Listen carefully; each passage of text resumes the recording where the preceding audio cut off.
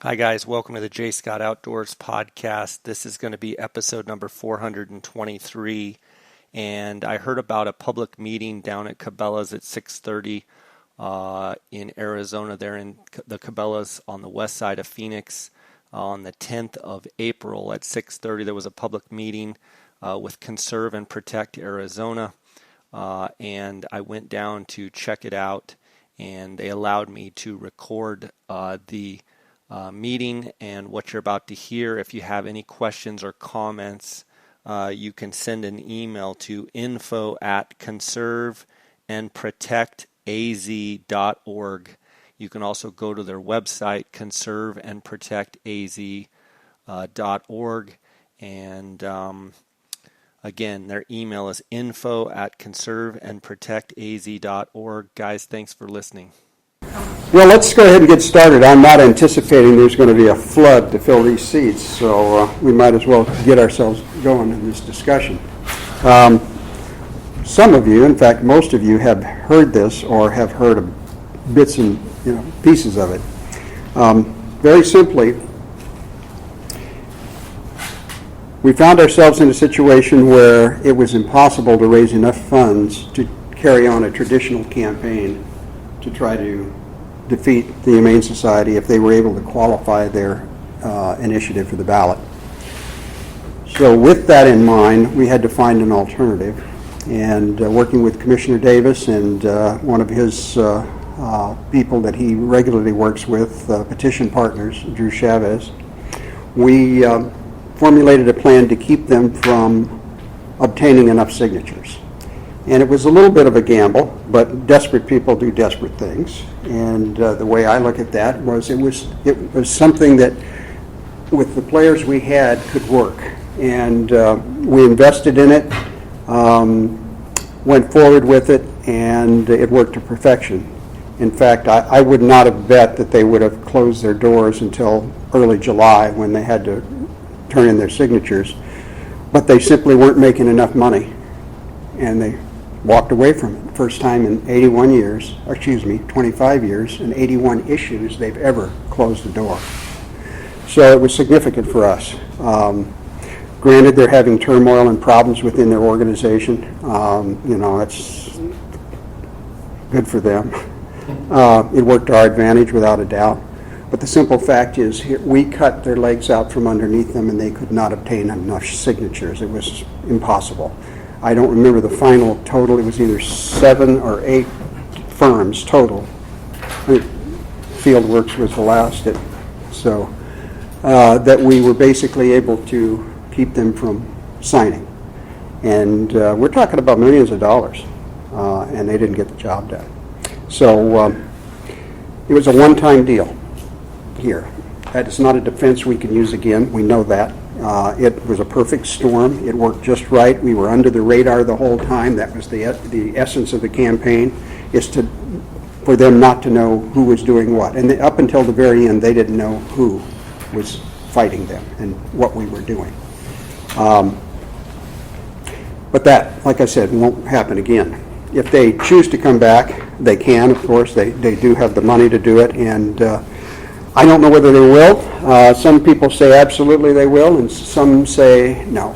And I'm in the no camp right now. The reason I say that is I think they're going to go to fertile ground somewhere else. But on the other hand, if they want to make a statement, they come right back here and they can do that. So, Pete, I had and you could probably address this just as rapidly. The consultant. How much would that guy cost to keep on retainer to make sure if they try to sneak in again that he calls us or contacts us or you bet. Keeps us in the number one position? First of all, our contract goes through the end of 2018. We're paid through them. We've already discussed the going forward in this plan, and Drew is going to work with us. He's a convert to what we're doing, and a real person who wants to make it very difficult for the Humane Society.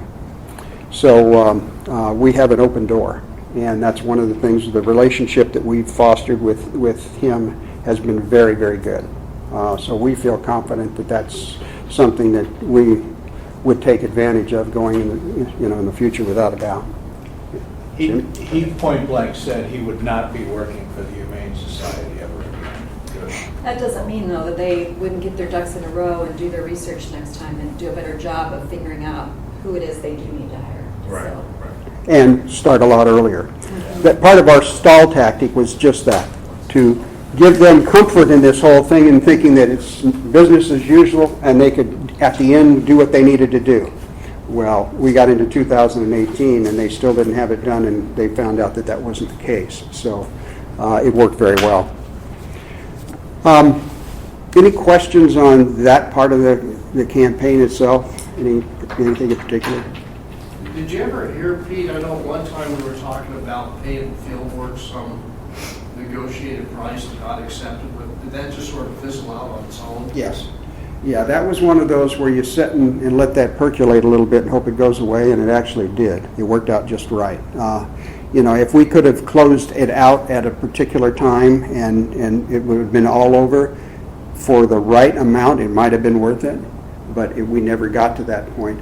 There was so much disarray with Fieldworks and the Steyer campaign. Steyer, of course, Tom Steyer is the one who's putting on the solar initiative, and that just never came together. And Steyer knew that the Humane Society was a poison pill, and he didn't want an association with that in his campaign. So that friction was always there, and it just finally Fieldworks, who was greedy enough, they wanted the business, couldn't do it. So now we focus on the future, and that's the key to this whole thing, is what happens in 2020 or beyond. And it's a legitimate concern we have to be ready for, and we've got to do something now to be proactive in order to be somewhat prepared for whatever it is that might come our direction, plain and simple. Conserve and Protect Arizona, working with Commissioner Davis, is looking at all options. It's what we're keying on is the authority of the Arizona Game and Fish Department and protection of that authority, trying to set it up to where they are the only ones that can manage wildlife in the state of Arizona. Now, the definitive way to do that would be with a constitutional amendment. We're not considering that, simply because of the money that it would take. It's a very high bar to get over. It's a supermajority vote when you change the Constitution, and it's something that is not realistic in our opinion. It really is not. But we can do some other things that make it much more difficult, much more costly for somebody to come in here. And there's right now at the legislature and the governor, they seem pretty much interested in making the initiative process more difficult for people to utilize. There's two camps out there, those that really love the initiative process and want to make it as simple as possible, and those that hate the initiative process and want to make it as difficult as it can. And normally legislators are in the hate it because that's the voice of the people speaking, not them deciding what happens. And that's just the way it's always been. But like I say, constitutional amendment not there, but a referendum, which is basically the same as an initiative, except it's instituted in the legislature, put forward, goes to the ballot from the legislature.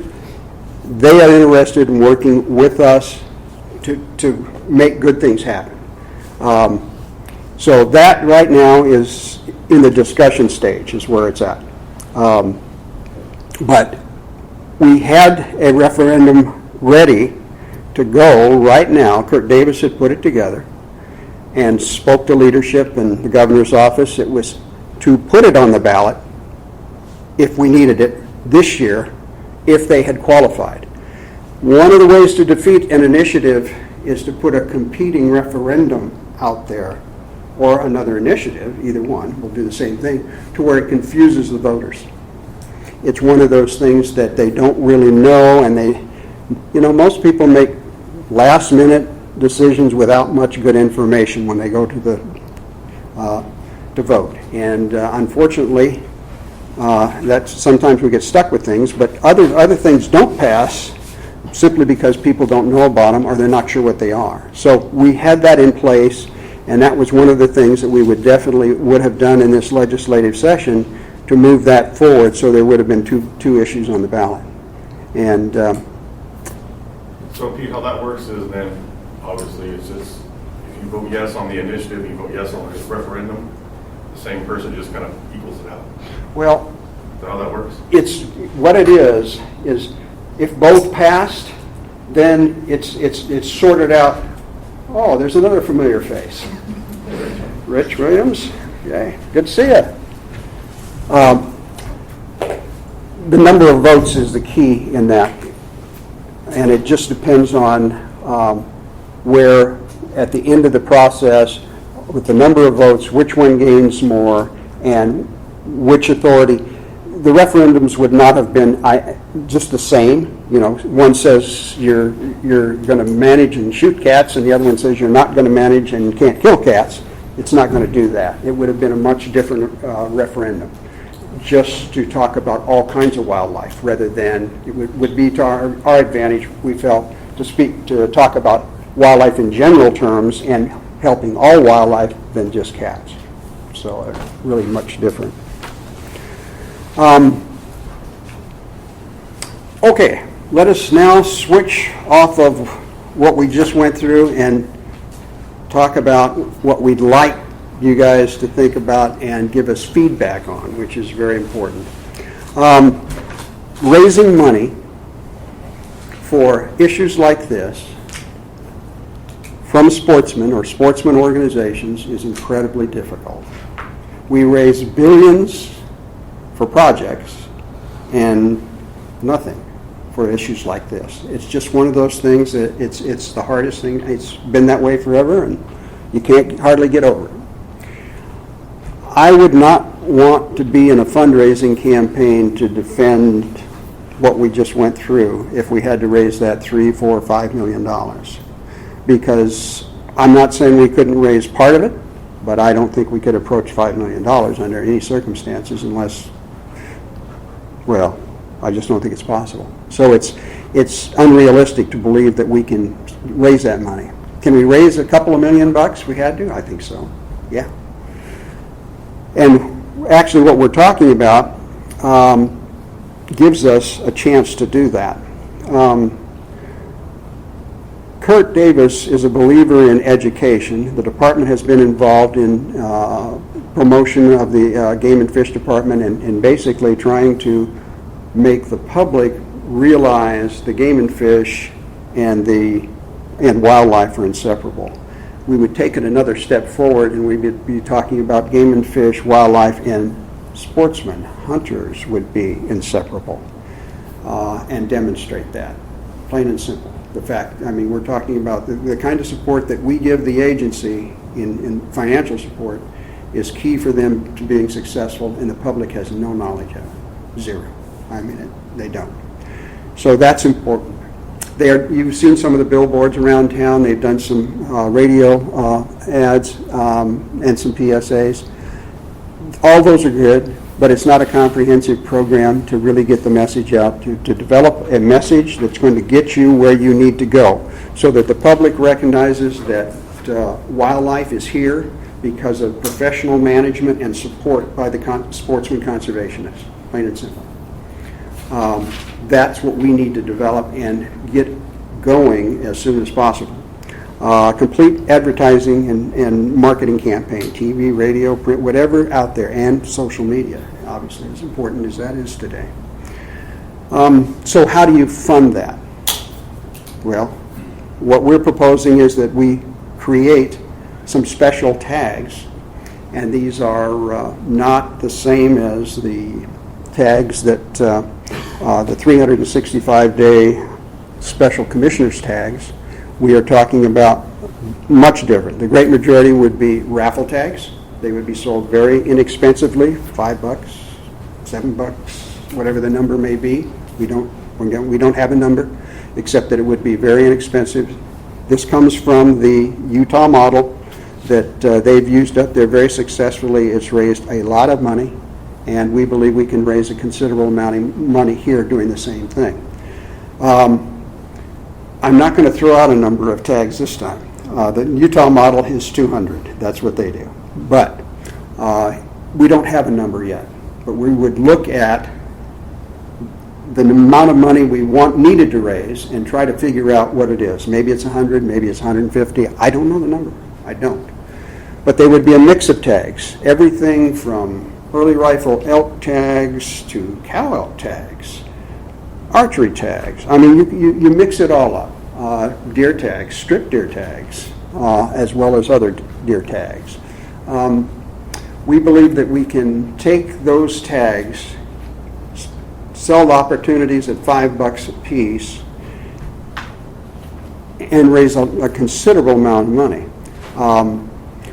We can tie it in with the super raffle, and that's what we'd like to do because the super raffle is already in place, and it would be very easy to be able to piggyback and really assist the super raffle and even making more money by offering these tags on a monthly basis so that there would be monthly drawings, and people then would go to the super raffle site, pay their $5 for one of these normal tags, but they're $5. You're going to do real well with some. Do we need a sheep tag or two? Yeah. You need like I say, a strip deer tag, early rifle bull tags, buffalo tags, yeah, all of those. But the numbers would be small. We're not talking about all kinds, but some.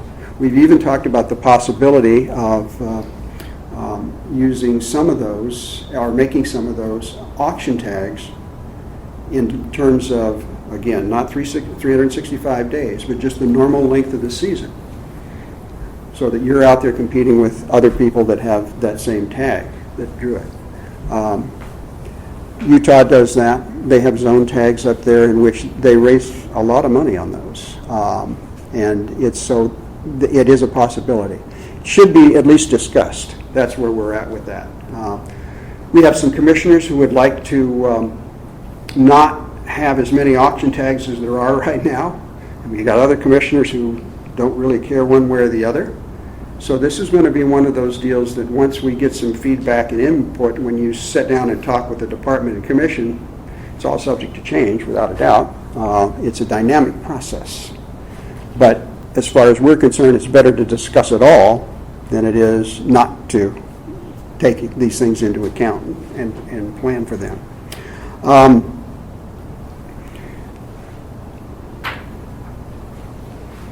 One important thing that I need to talk about is the fact that the current tags that we have, those auction tags, would not be used for this process. Those would stay with the HPC process so that the projects would be funded.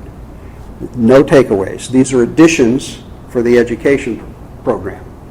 And we're steadfastly behind that. We don't want to see any loss of funds for the Habitat Partnership Committee. And we believe that it's easy to do. One thing I mentioned just a little while ago about some commissioners don't really like having as many auction tags. And this is something to think about. That's all it is. In our discussions, we have buyers now that are working with outfitters and guides and working with themselves, their network, to decide who's going to buy what, when, and how. Good or bad, it just, in the United States, we'll find a way. Commercialism opens all doors. We find a way. And what I would say is sometimes that works to keep prices down. When it's opened up or when there's less tags, maybe a sheep tag, for example, statewide sheep tag, or a elk tag, if somebody wants that, they're going to have to pay the most to get it. And so it opens up competitions. Do you get the same number of dollars from selling one versus two? Do you get more? Can't answer that question. But it certainly, one, will emphasize competition between all the buyers. And that is, to me, for some of these guys, when they decide that they're going to buy a tag, they're all in. I think in some instances it will set records, no doubt. Maybe sometimes it won't. But it's one of those things that, again, discussing, put it out to everybody. If the commission wanted to move to a single 365-day tag versus 2, okay, they can do it anyway. But and I'm not saying they're going to, but in talking to them, and this is not new. We can go back decades on the auction tags. Some commissioners have absolutely hated them, just feel that it's totally inappropriate. Bill McLean was one that we just went round and round all the time. And he recognized the value, but he says, hey, I don't like the idea of selling wildlife to the highest bidder. And other commissioners would sit there and tell him, that's our job, to raise as much money as we can for wildlife for the agency. So, I mean, it is what it is. So that's something that may come into play in the discussion of this. Pete, I got a question. Chris? Actually, two questions real quick. Okay. How would the auction tags be auctioned off? Would they be? Well, one of the things we've talked about is to put on an event. And similar to what New Mexico just did, is basically if you had a single tag, I'm going to start with that one. If you had a single one where you had 10 big game species and you had 10 auction tags, we put together an event. What's been mentioned is in conjunction with some other game and fish things, there are awards and maybe the expo and do some other things. And we're not talking about a new convention. We're at this point in time, we're talking about taking a step to have an event to where you would draw that or you would sell that.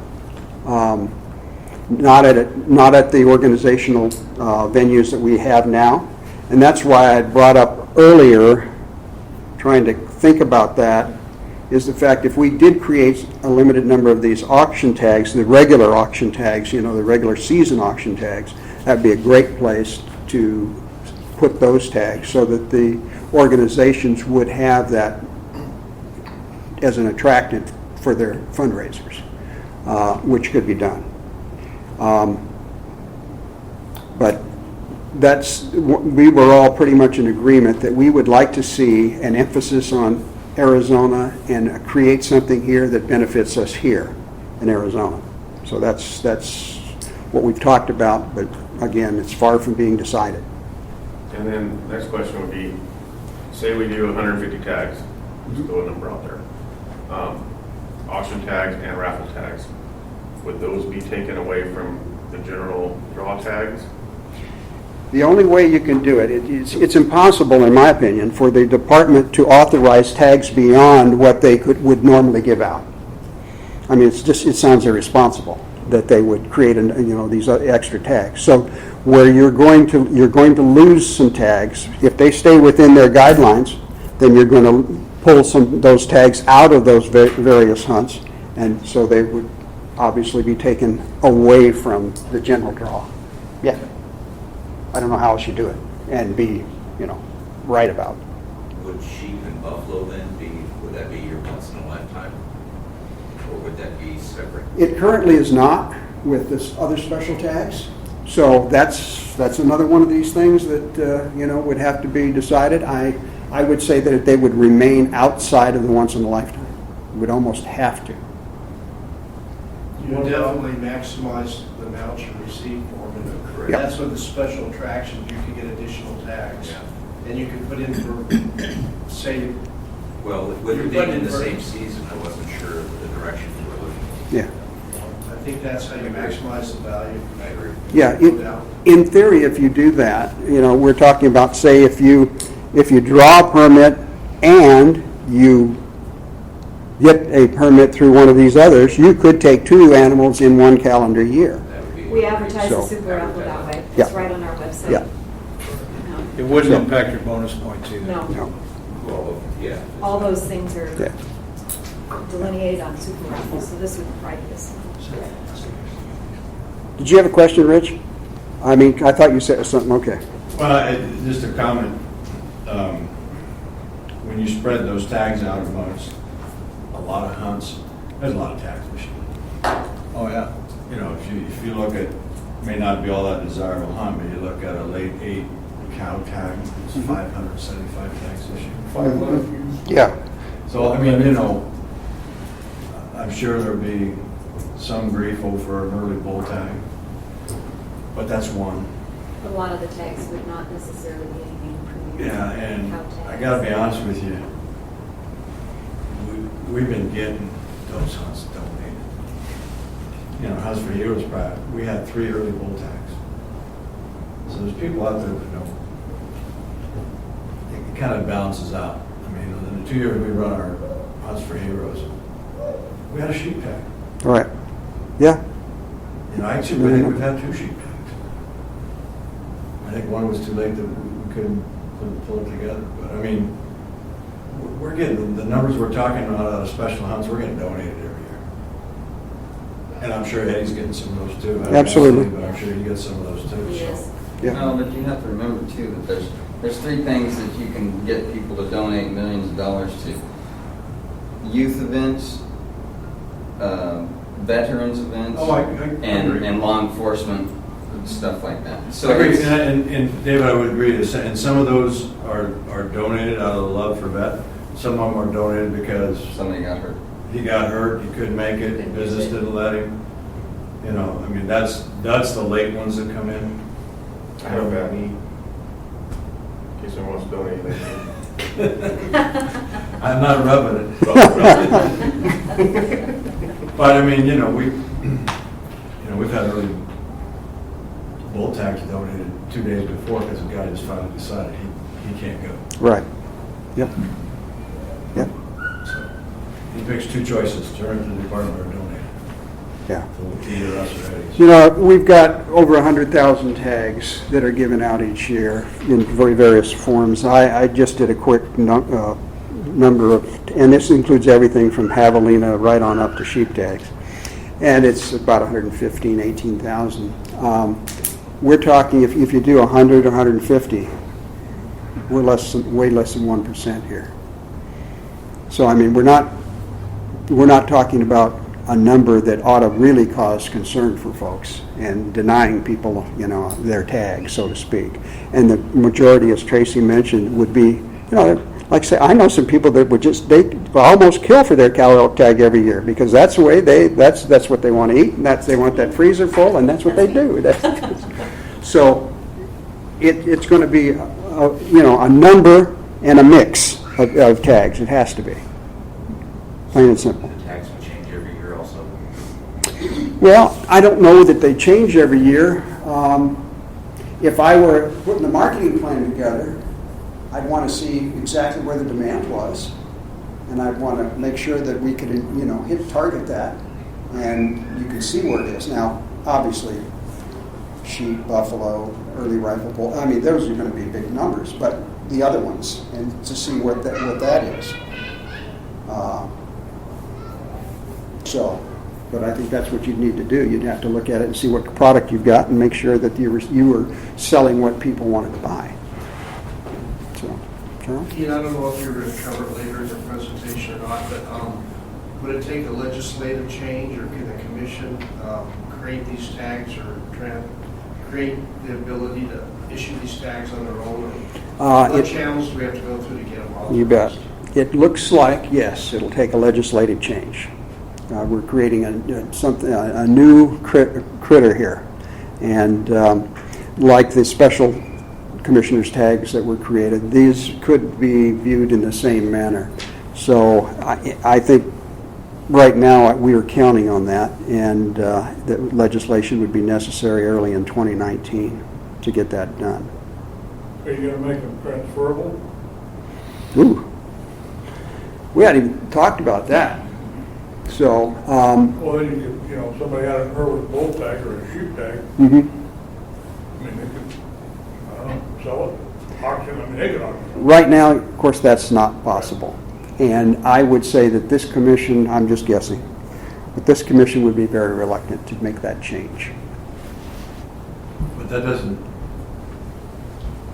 doesn't mean the buyer has to take the tag. No, no, One thing, It's whoever shows up, puts his name on the line. yeah. Right Buyer now, can issue the, let That's somebody else exactly take the the way tag. the other tags are. they instituted a new rule this last year people aren't too much aware of, that the buyers have 90 days now. Instead of going up to the hunt date, when it starts, the 15th of August, they have 90 days from the day they purchase it. And to make that determination whose name is going on the tag. But they do have, it's been limited somewhat now. But anyway. and the other issue too, if you can sell it, it gives it a value, and then it's taxable, so like say you won the sheep tag, sold to me for 100,000. I'm not an accountant, but from what I've been told, then it could possibly create a tax implication. And the commission is against Yeah, that. if you can't sell it, you only can transfer it, then you can't put a value on it. So whoever wins those 10 super raffle tags, they don't have to pay any income tax on it. But I think this commission, I know some commissioners personally that's one of the reasons they implemented that rule, because they thought that was kind of going on behind the scenes with these auction tags. Maybe not so much with the super raffle, but yeah, they're selling them off and making Well, you money can on go them. like Somebody's selling them and transfer making to a child. Yeah. Oh, yeah, absolutely, yeah. Compassionate transfer Everything- is different, that's yeah. built into the rule, but yeah, they were behind the scenes making deals. Or maybe you could set it up where they're transferable, but then all the money has to go back to, so if some guy didn't want it and that went on and it was transferable, but no one could actually profit from that tag Right. other than the game and fish. Right. That's in place right now. I mean, it's not supposed to. I'm not saying that there's anything going on that's inappropriate, but it should be that way right now. So if we, and this is just, I'm just throwing this out there, are we at risk of losing Pittman Roberts funds in some way, shape, or form because we are, Arizona doesn't need PR funds, they're doing their own little super deal. No. Nope. PR is set by a formula. Yep. Has to do with area of land and number of license holders. And that formula is in legislation and it changes. And volunteer hours play into that. So those three things are what help get the federal dollars. Yeah. And there's, to my knowledge. Now, and I don't think there's any language in the Pittman-Robinson Reformation Act, but I don't know if that's going anyplace right now. I think it's stalled in committee. Yeah. It doesn't look like it's going to make it this year, which is even more, kind of more impetus because the department's already losing those dollars because gun sales are falling off a cliff. So, their dollars are down this year, they'll be down again next year. I mean, that's part of the department budgeting process right now, is they're trying to predict the loss of Pittman-Robertson dollars. Yeah. Pittman-Robertson dollars, which they've been pretty flush with for the last 5 years. Actually, Last 10 years since Obama. Yeah, raised his exactly. head. 10 years. Oh, yeah. So, they're trying to figure out where that's going to go because it's going down and it's falling off. You're seeing gun prices fall. Look at, all the gunmen, Remington went under, they're Reorganizing. Reorganizing, yeah. Yeah, and it's all predictable. When you have a gun advocate for a president, everybody relaxes. No urgency. And then you have the other, and what a difference. Charlie? Pete, I'm sorry, Richard. Well, and again, you all may know or may not know, this Pittman-Robertson right now, the way it's written, and it appears it'll stay that way for a while, the Arizona Game and Fish cannot put on the billboard, buy a license.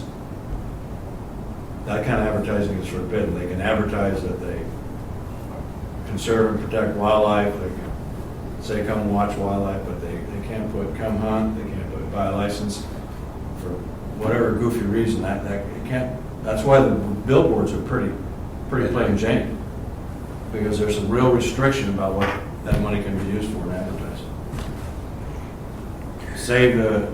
Help us save the current system. They can't be put on the billboard. We can put it on billboard. We can put it on. But they can't. So when you talk about them spending education dollars, spending their dollars, pretty limited. Yeah, there are restrictions without a doubt. You know, the concept, and I really didn't touch on it, I should have, is by starting an advertising campaign now, or as soon as we have the money to do so, and then continuing on, just developing and continuing to put that out there, you're going to get the kind of frequency you need for people to recognize, oh yeah, game and fish, wildlife, hunting, you're going to put those pieces together. But it takes frequency. I mean, it's one of those things that you just don't pick it up. You see something, oh yeah, and then the next day you might actually see the words, the next day you might get the concept. It's one of those things that it's essential. So this is an ongoing program that would be year after year to move us where we needed to go. And that's why a program like we're talking about would give us the money that we needed, and you would have it annually so that you could then continue that program and continue to develop it and get the message out that you need. The next question I had for you, Pete, what costs would you anticipate we're going to run into to put that legislation together if we do it in 19? Almost none. It's pretty Department, expensive. yeah. We're going to be able to utilize, the commission will be able to do it. They can. Yeah. But what happens if HSUS decides that's how they're going to go after us, and they get the Tucson lobby to come out and just pound the snot out of us on that legislation? You don't have enough votes. No. Yeah. Never say never. I mean, that you need to have a contingency plan. In 2019, they don't have enough votes. Yeah. In 2020, they may. So, timeline-wise, we're talking, let's do this, rock it out. Commission votes on it by August. It goes through legislation next January. That's 2019. Yep. And then it takes another 6 to 8 months to implement it and get it going and advertise the snot out of it. And it takes us how long to make $5 million so we can beat them in 2020? It's an aggressive plan. The reality is we can shorten the timeline from when it goes into effect. That's one thing that can be done once it's passed and signed by the governor. There is a provision to be able to do that. We don't have to wait till the end of the year. But it's still going to take time. And no question about it. We go through 2019 with virtually nothing happening. And then in 2020, we can get started. So are we behind? I Yeah. just don't want to be too cocksure about this. And that's No, what no. scares me. Hey, we're not sure. We're not sure about anything here. What we Yeah, wish we'd have done something, Pete. it We're sure that if 10 we don't years do ago. something, Right. that We have to do if that. we don't do something, then we're in trouble. Yeah, we've got to That's what start we're it. sure We've about. got to initiate it. We have to get it going. And this is the only way we've come up with. Now, hey, I will tell you right now, if you have an idea and there's something that needs to be, right now this process is wide open, without a doubt. We're creating something here. And I can't say we have the final product yet. We don't, obviously. Keith, I mean, that's, I just want to make sure, and I've shared this with Rich, I just want to make sure that we stay together and we get it and we do whatever we do, whatever it is, that we all do it together and we do it together. I mean, that's the most important thing. I mean, We can't do it separate. we've had the vision before and it can't happen. It damn sure can't happen right now and have the next 5 years be blown out of the water. Yeah. We'd be done. They'd have us Absolutely. thrown out with the the baby bathwater, all gone. And that's, where do we start? I mean, you guys, the email list, and I saw, to be here tonight. Right. Look who's here. Look who's the here. people that on a daily basis do something about, do stuff. Mhm. These people. Save one. You had to Yeah. bring that up, didn't you? Sorry. We have to educate our own people. And that's the thing too, my question is, it's hard enough for me to swallow the tag thing we're talking about. Just because I personally don't believe in it, but I know what the cause is for, so it's starting to get easier to swallow. But how is John Q. Public that, saves his money up all year long to be able to put his kids in and his wife in and himself in, his whole family in for, deer, elk, whatever, down the list. those are the ones that are going to have an issue with it, big time. It's our job to show them that it's not, you can't look at it this way. We have to stop looking at it this way. I don't get drawn, I don't get drawn, I don't get drawn, I want to finally get drawn, and you're taking more tags away. You have to look at it that you're not even going to be able to do this. I don't think that has as much of a problem with the raffle tags as it would with the auction tags, is what I'm seeing. What I'm predicting I can really see. I agree with that.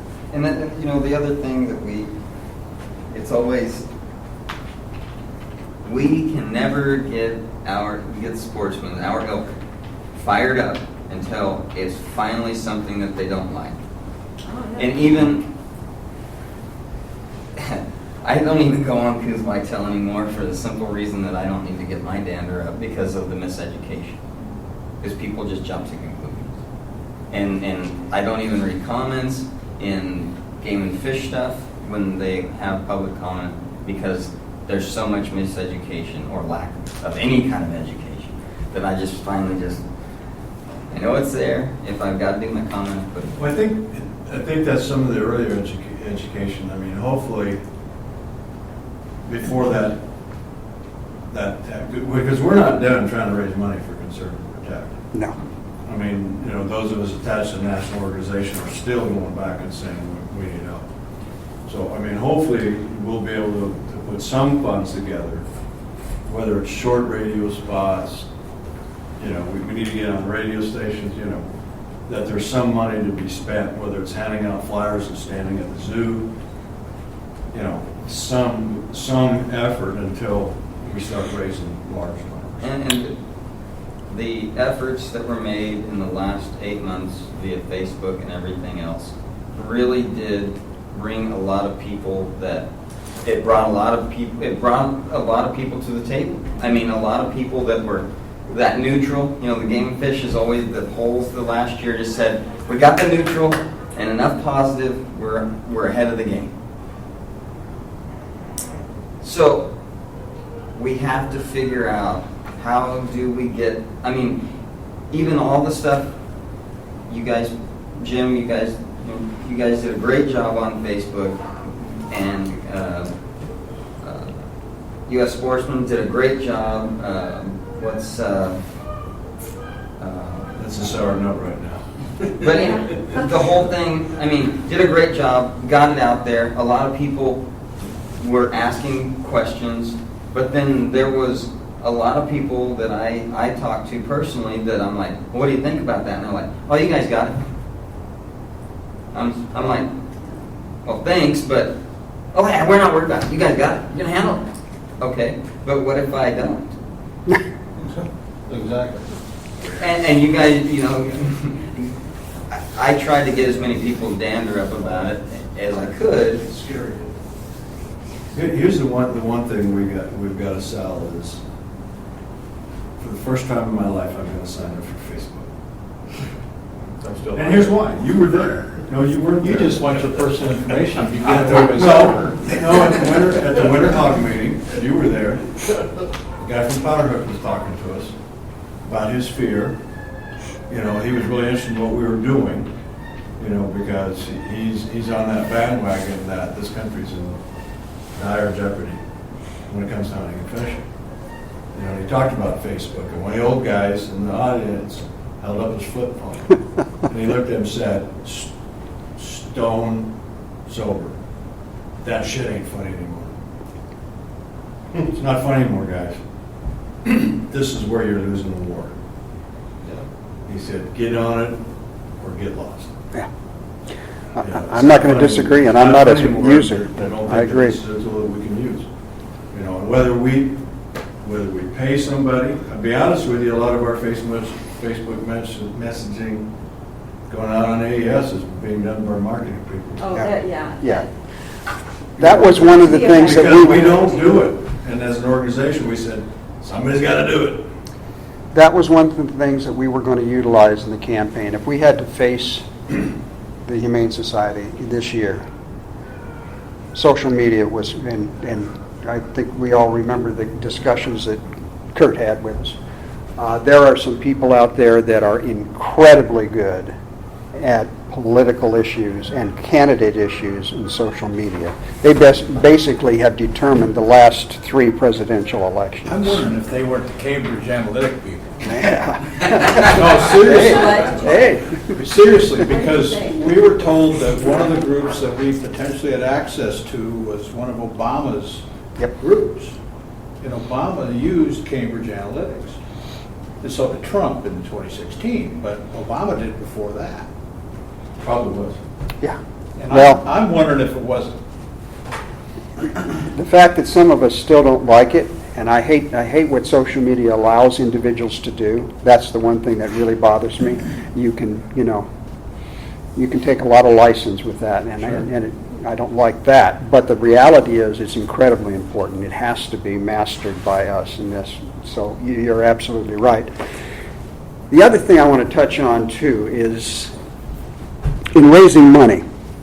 We're going to need to continue to raise money without a doubt. This win that we just got was important for our group so that we can now go out and sell what we're going forward with. When you don't have any success, it's kind of hard to convince anybody, you should be invested in. Well, I have a list of investors that I'm going to now, and these guys can all write big checks, $1 million checks. We're going to get some of those. I really believe that. At some point in time, we will get those because people understand what we're doing and the fact that now we're not operating like a sportsman conservation organization. We're actually starting to act like a political organization, and that's what we need. We need that knowledge. We need that ability to convince people that we know what the hell we're doing and we have a plan. They'll invest. And we will get some of that money. I'm confident of it. How much? I can't tell you any good stories right now, but it's time to start asking. And it's time to start getting the people to invest that can invest. So, definitely. I think that there needs to be, going back to the Facebook thing, that it works.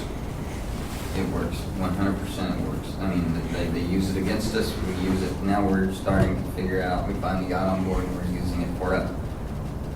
I've noticed that if Yuma Valley Rod and Gun Club or AES or NWTF or anybody, any big organization puts something out, it never gets touched until AES doesn't get jack until Steve Clark shares it. When Steve starts hitting it, then I start seeing it it catches fire.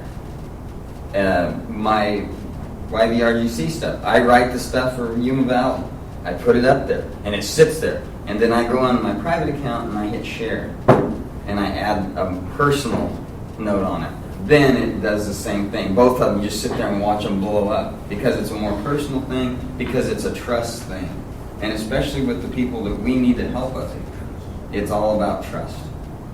And because most of them are, I mean, you have very few very liberal friends that go out and hunt or conserve and blah, blah, blah, blah. And it's really, especially right now where we need to focus on the local level and bring people together. That's not expensive consultation from a marketing firm for Facebook. That doesn't have a really, really huge price tag. So There's our marketing pro sitting in front of me. I mean, I'm watching their faces as you're talking. am I right? I mean, it's not a horrible price tag. Jay? I was just going to say,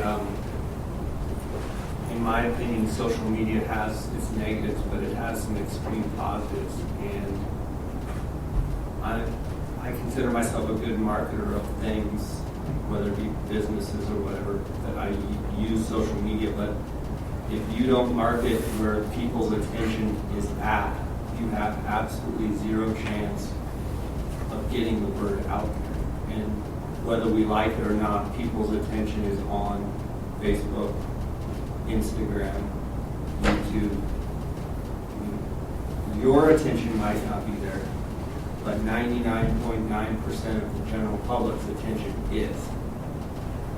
So, in just what I'm hearing, like, of utmost importance is social media presence with someone that can get into discussion and answer questions and inform the public, and not sub it out to someone that's just going to do your posts for you. Right. But someone that is engaged and wants to get the correct message out there. Yeah. There's Somebody no. has to be framing the I message. mean, you could properly. spend all the newspaper, radio, TV. That's not where people's attention is.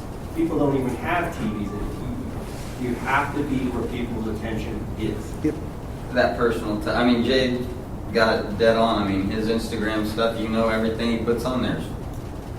It's his memories, and it gets so many shares and so many likes, and it's personal. And that's... So, in my opinion, exactly, you have to use people within all of the 35 organizations, use their credibility to get the word out there. You watch that you guys would sub it out to someone that doesn't have that credibility. All of us have our own individual credibility with all of our sphere of influence. Does that make sense? Yeah. I think it's a combination, Jay. I think you're going to take that credibility that you're talking about, and you're going to share it with the professionals so that it's combined, works together. You know, when we were discussing the use of social media, if we needed to in this campaign in 2018, some of the discussions were, they're so good at what they do, they can target specific legislative districts in Arizona, women between 40 and 60, of this party and that party or no party, and go right down to the detail to focus on who they needed to turn for that candidate or that issue. And I mean, it is so specific now what they can do, and with a frequency. And it's not as if those people have to go out to find it. They make sure they see it. It winds up on their computer or their phone or what they use. A perfect It example is watching the Arizona Game and Fish hire an actual good marketing firm last year to see the changes. And a lot of people will get upset about the emblem change or blah, blah, blah. But if you see it's working, wow is what it's working, because we brought somebody in that would No question. Absolutely no question. And so, you know, the 35 organizations, if we're not getting feedback from them, because, you know, Jim, you're doing a valiant effort and pressure is what gets it done, but maybe it's not Jim's email that gets them to the table. Maybe Rich needs to go see them. Maybe Pete needs to go see them. Maybe John or somebody else needs to go see them. If we're not getting a response from them, we got to keep poking at them. We have to. They have to. Everybody's got to come together. Everybody's got to work on this. Everybody's got to be at the table. And that's whatever we got to do. We got to keep poking at them, trying different ways to sell one of them. You know, you start the idea in one of them's head in one organization, and then it'll spread. And then we can get the fire started. You know, Chris, when you say this is uncomfortable, you're having a hard time swallowing. You've been wildlife farming for, how many years you been hunting? She's, oh, I know. All your life? Yeah, You've been wildlife farming all your life. It's pay to play, that's what we do. And we're good stewards. We manage the herds for health and longevity, but we farm them. And we're the ones that have the right to do it because we're paying them away. You know, and we're the ones that have done it right and continue to do it. And it's unselfish. I mean, we all have a love for the outdoors. I'm not saying that, but we're farming.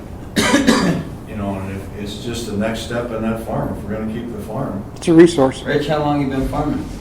All my life. Do you know how much more work I put in to my crops than I get out of them? Do you know that I raise $7 million a year to get my salary? Do you know that I put 360 days a year in to get my salary? It's unselfish. And though I might take back a little, and I do get a salary, we have to be very careful about how we do that. We can't exploit too much. We have to. Oh, no, I agree. But that's good steward farming. That's good steward ranching. You know, you leave behind, you take what you need and you leave behind for future generations. And so we have a current commissioner that's been practicing that for 50 years. And we have to, that has to be part of the education. I mean, it really has to be a part of the education. Let's bring this back a little bit to the subject at hand, because we still need more input, obviously, from a lot of people, but as it pertains to what we've talked to tonight, is there any other things that you guys are thinking of that we need to bring into this equation, that we need to think about? Right now, it's still, like I say, a work in progress, obviously, but... Okay. Just brainstorming off the top of my head is probably look at the states that already have some of these things in order, try and meet with them and see if you could potentially see the pitfalls or the challenges and problems, which I'm sure you guys already have. But the general public's probably going to want to know that some of the errors or some of the errors of some of the other states, that we can jump over those without having to go through and relearn those same issues again. Yeah. Actually, last night at the Antelope meeting, that was a concern that was brought up. Basically, what do we know? What exists out there already, and what do we know, good, bad, indifferent, etc.? Yeah. Yeah. Other things? You know, down there at Newman Peak at that last project, there was a kid there from Coolidge, and he was GoDaddy corporate, whatever. He took care of all the corporate account. Did you talk to him? Because he was talking to Ben, probably. Well, it was foggy. He got there late digging up lists. They couldn't climb the mountain, and he left early. But I thought he was going to come to the last board meeting, and I talked to him all afternoon. And you guys know me, I haven't been on a computer in a year. So that stuff doesn't bother me, but you know, he was, I don't know, he was 30, 35 years old. He says all these millennials are running around here. A lot of them are wanting to hunt, but they've got no direction. And they've got nowhere to go to find any direction. And it was pretty impressive just because of the fact that he says, you know, you guys are just missing the boat because you guys, you know, we don't use social media like younger generation. Yeah. And he might show up. He might be out there this weekend. I hope he does show up. But he's pretty good, pretty enlightening. Wrap your arms around him. Yeah, sure. Get his- Sure. You bet. Yeah. Anything else? Well, you can see the work we've got to do. I mean, it's sizable. We will have opposition. There's no question about it. When people find out, they might lose a tag or two or whatever it might be. I mean, inevitably it's going to happen. So be it. This is important. It needs to be done. Now is the time to get as many people on board as possible, or get as many people as possible to comment and try to fine-tune this thing. Just to give you a little bit of a timeline, Commissioner Davis is one of these people that is always moving ahead, and he has that vision of we're doing this for a reason. We have a timeline and a target, and in order to get it done, we have to do this. So right now, over the next couple of weeks, we're going to be doing a little more of this. And then it's going to become a discussion point, more than likely, at the May Commission meeting. It may be at the May Commissioners Retreat. It's going to be up in Kingman. So the time is short, is what I'm saying right now. For it, the Commission needs to decide whether or not they want to embark on this. Right now, it's a concept for them just like it is for us. And there's probably a number of different opinions on what it might be or should be, could be, etc. So as we're doing what we're doing to try to give input to them and try to give something that we think is going to work, or that we ought to try to just start a place to start, they're doing the same thing. So it's timely, and we don't have much time. Plain and simple. So if organizations need to talk, do it. We're going to the Sheep Society tomorrow night and have a discussion about the same thing. Try to glean as much information as you can, and when it's all done, sit down and put something together from as many people as possible, many organizations as possible. And it's probably going to be a very broad concept. It's not going to be filled with specifics, because we're at a point where we still need discussion between us and the department and the commission. So this is we're trying to put some sideboards on it and focus it, is what we're trying to accomplish in this process. Pete, we need to start getting that broad idea out before the commission starts talking about it, because if the first time a lot of people in the state find out about this is from the discussion notes at the commission, they're going to show up angry. And if we can start softening it a little bit, and I mean by being even bigger than you're probably talking about, I'm talking about saying that we have to take the next step. As sportsmen, we have to take the next step towards saving our heritage, towards, we have to really start that. And if we got weeks to get to the commission, that means we got days to start doing that. I think it's very, very important to start throwing the ideas out there, or just the idea that we've got to do something, and I think we better. I know I'll put a lot to it on my 2.5 hours home, but we better get after it. A really easy way we can do that is do a video. And we could easily do it using, say, the Zoom platform. I could interview somebody, or you could interview somebody. We record it, and with you can even use you with your passion of what you're talking about now. Of how about we've got to let people know. Get that on video, make it halfway short, and throw it on one of the pages, Facebook pages, and your comments are going to go crazy, and that's going to go be shared, and that's going to just be an easy, simple, grassroots way to get that conversation started and the word out. Yep.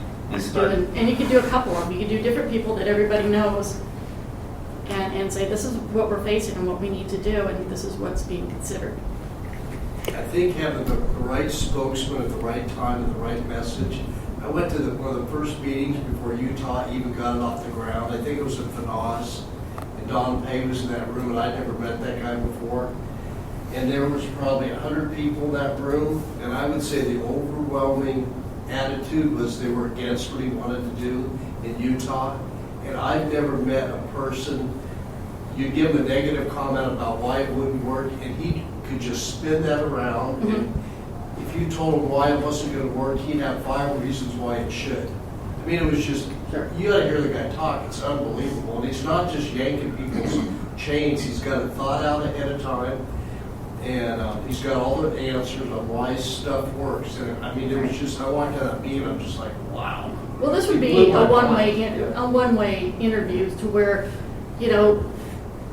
one of us, anybody could say, this is what's coming down the pike, this is what we're thinking of doing. It could be several different videos, different people, but it would be a one-way thing. So people aren't asking that person anything. It's just then you post the video and the comments start. Well, I don't think this is good, but then everybody's got to be ready to comment back and reply to everybody that gets on there. It's like, this is a stupid idea. Why would we do this? Then everybody needs to come in there. The way we did in the very beginning with the Arizonans for Wildlife thing. I mean, we blasted those people the first couple of days.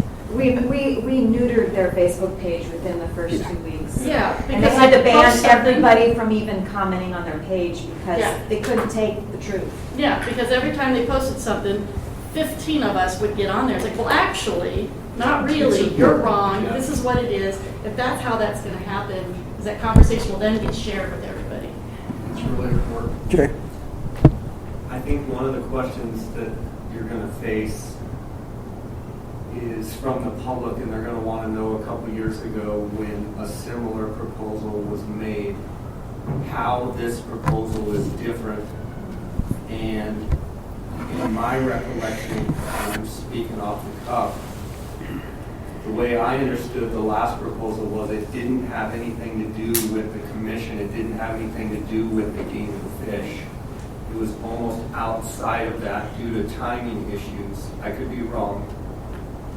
But the biggest thing that you're going to have to overcome is, because the last thing that sounds a lot like this was a pretty stinky deal, how do you educate the public and let them know how this is different? And if it's not different, if it's exactly the same, why it's more important or why it's necessary now, whereas it faced a lot of opposition last time. What has changed between now and then that makes it, if it is exactly the same, why it's important, why it's necessary, and if it's different, what are the differences, and educate the public immediately. Legitimate concern. It's one of the things that obviously will come up quite a bit. The difference in this process is there's a lot of difference. The other legislation, of course, was created by an organization. It was introduced at the legislature and moving before anybody knew anything about it. And that, of course, is not the way to get things done. I understand why they elected to do that.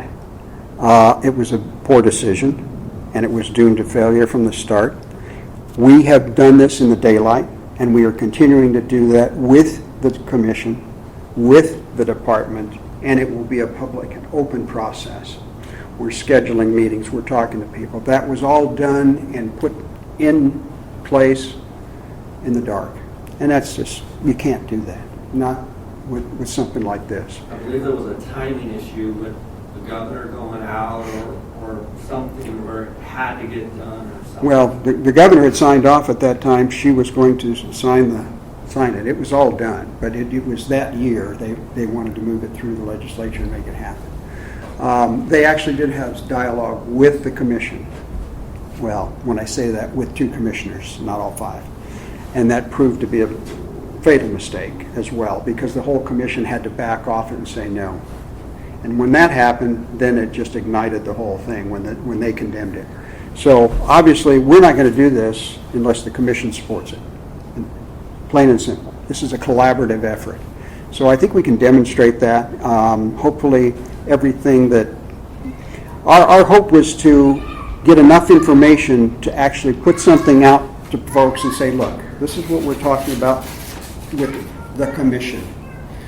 And get that out there. And then they can engage. And some of them still aren't going to like it, but it's done in daylight. It's not done. I think the other challenge they have is the transparency.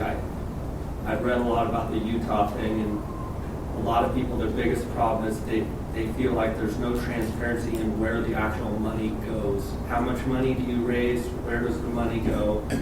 And I believe if the general public would be, I don't know how the process works, but I would believe that if they know how much money's raised and exactly where that money's going, they're going to have a lot easier time swallowing than I believe that Utah maybe doesn't publish that. And I don't know if that's, I'm sure they have a reason, but I think that's one of the biggest things that the public has trouble swallowing. Yeah, and it's also up there, it's a 3-way split. That's another thing, that the money's raised go different directions. And so it is a difficult thing to track without a doubt. Yeah, this, much simpler. Obviously, we're going to be talking about one education committee instead of a habitat partnership committee, an education committee that would involve the commission, the department, and the sportsmen, women. So pretty simple. I think it's a real easy thing to do, just much like the HPC process, but obviously it needs to be done in public and people can see where the money's going and how it's being utilized. Without And if doubt. it all happens through the commission, it's all public record. Yes. And transparency. And transparency is our only defense. Yes. Yeah, but Understand. And the other side of that friends is, down there in Tucson, that's our only defense. the other side of that is, there's nobody that's going to profit off of this. Obviously, we're all volunteers, and it will continue that way through this process. So it's not going to be lining somebody's pockets. Obviously, you're going to have an expense in a marketing plan and campaign, understand? But it's not going to, through an organization or other individuals, it's all going where it's supposed to go. One thing, the important thing to remember too is, as you said earlier, this is going to have to be a piece of legislation. That will have to be spelled out in legislation, just like it is in the HPC bill. Yep.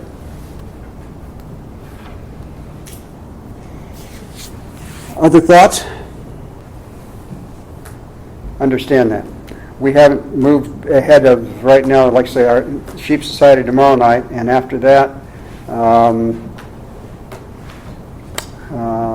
just thinking ahead, the Deer Association's already on board. Their meeting is the following week, but they're already on board. They understand that something needs to be done. Which Deer Association? The ADA, okay? Not talking about any of the others. But, because I don't know, the new one doesn't want to be political at all. So they're going to have to deal with this and see how, whatever they do. But they can't be yet anyway, can they legally? What? Isn't there like a 5-year period or something? Well, that's for, but not on something like this, that's not a problem. Okay. No, not advocacy of what we're doing, that's not a problem. They can participate. Yeah. There's restrictions on fundraising and other things that they have to wait on. So we don't have, as far as, to answer your question, Dave, ACSFWC is coming up in 2 weeks. 24th. And I don't know if a meeting's the answer. I guess I go back to what you guys have talked about with social media, the podcast. We've invited now 50 people to the Bass Pro and the Cabela's meetings, and we have 12, and 8 of us have been to both meetings. I think So you're right, and I think that the response from from Jay's podcast, I think that can steer a lot of stuff. That So can I drive think it. in 5 days we'll know. I Which agree. way? I think that's critical. I think you're on to something with the social media blast from Tracy and Kara and Gil and you guys and AES and ADA. And I think if we really want to grab some attention, a delineation of the bullet points of what we've been discussing, the reason that we're talking about it. I go back, and when you were talking about tags, I thought about our meeting on March 1st at Bass Pro, when we met with the Sportsman's Alliance guys, and we knew HSUS was coming. And they looked at us and said, well, if they get on the ballot, you're looking at $5 million. And everybody's jaw hit the table. And people walked out of that, and you were there. My job at the table. People walked out of that room going, we're done. We're absolutely done. That was in that little room. Yep. This side. Nobody had an alternative to come up with the kind of money that we're talking about to educate, not just sportsmen. We can get that done with our networks, I think. It's the other people that we have to reach out to and find. That's the key. So while we can get people's attention and maybe get them buying in with the tags and get them over the tags paradigm, we have to have a funding source to get to that 70% of those other people. And I think a softener is something to be thought about is, you know, I've heard a couple guys say, well, what's the end game on this? What's the that? What's the that? I think there needs to be some way that overflow or siphoning can happen. If this goes through, if we do this, it siphons any excess money or anything that can be deemed excess needs to go back to HPC or Habitat or someone. There's got to be some way to make the commission can do something. That way, if in 8 years we're good, we've educated, and it takes less to keep the education up, that the money goes back. There's got to be some way. Here's the conversation I had with Jim Ammons a week ago, because he offered up, well, what if we had 10% of these monies go to the education, the rest go to HPC? And I said, Jim, if we don't educate and keep on educating, you can kiss your HPC money goodbye. Right, but I mean, if you're raising, if you do however many tags, you're looking at, if you sell 5,000 raffle tickets at $5 and 100, however many tags, I mean, that's a lot of money. It's significant every single year. It has a potential to be a snowball and make a lot of money. It'd be a good safeguard and something to say back, oh yeah, but everything, once we figure this out, we can't kick back. Here's our problem, though. Let me answer that real quick. I don't think the need for education ever stops. Because if we get through 20, right, and we've built ourselves a buffer, and in the meantime, if we're lucky, the HSUS implodes because there are more and more people jumping on the bandwagon and bury them. Right, but I mean, another one will pop up. We got one locally we need to do. PETA was our used to be our arch enemy. Now it's HSUS. There's another one coming. But then we're still. I mean, let's say we've got money and we decide that for this year we don't need that money.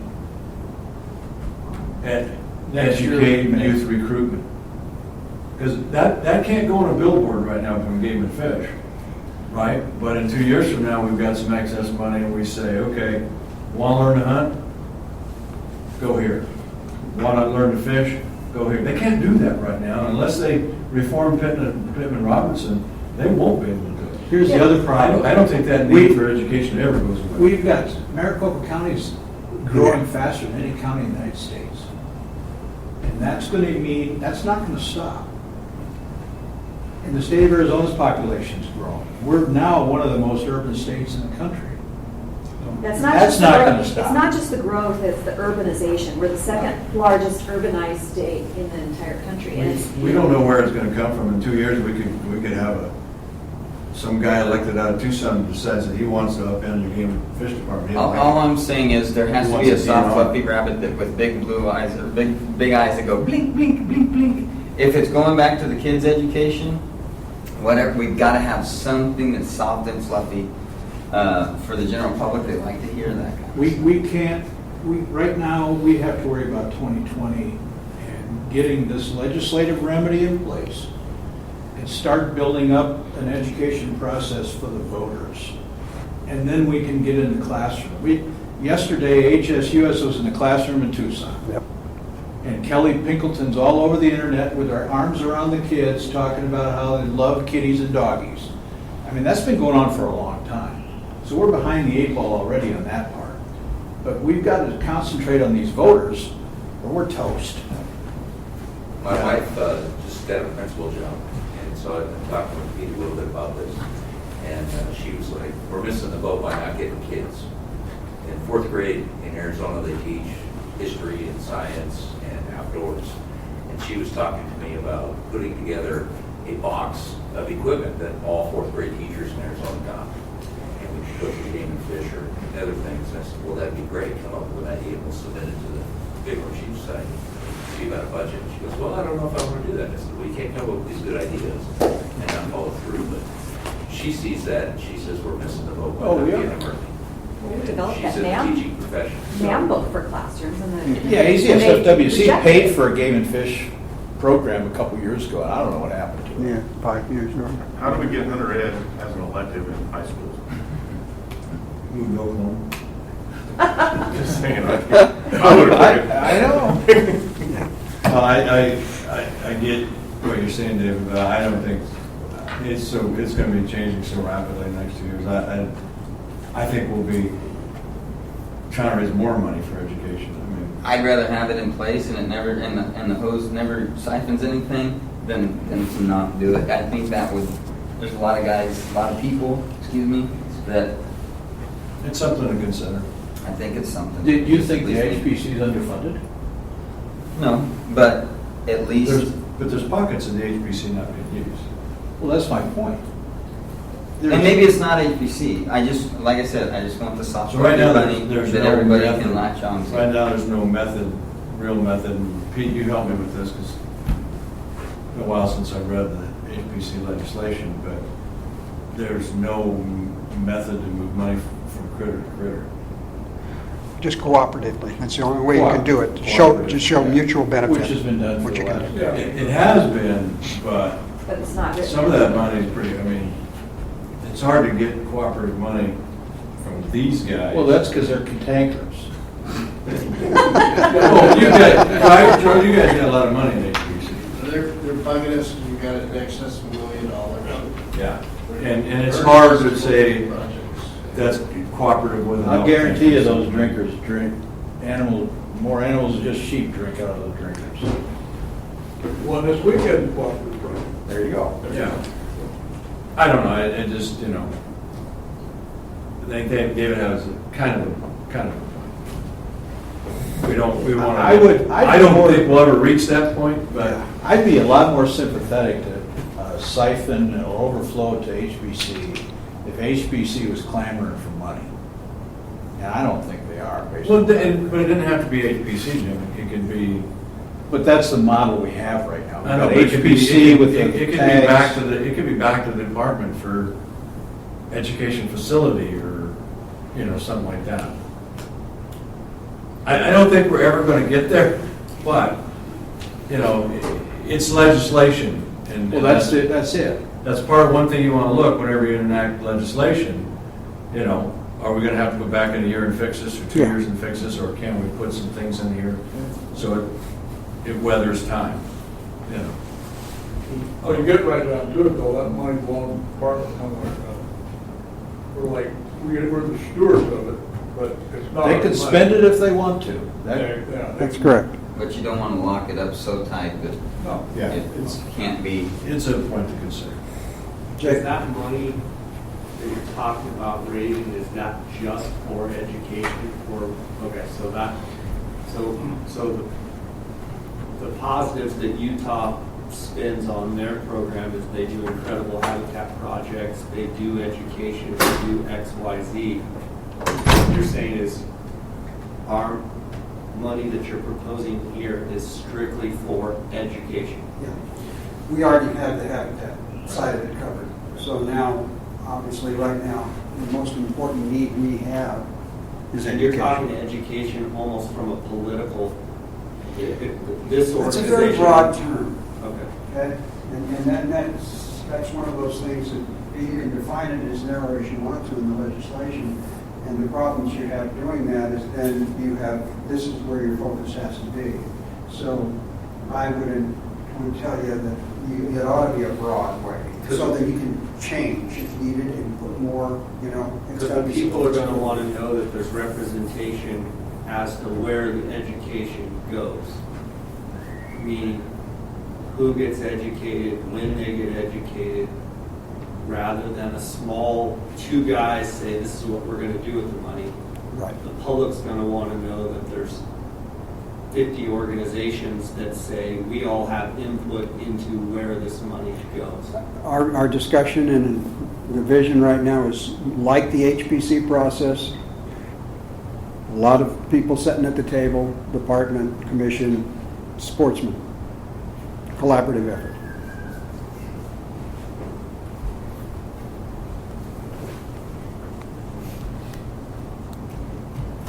Anything else?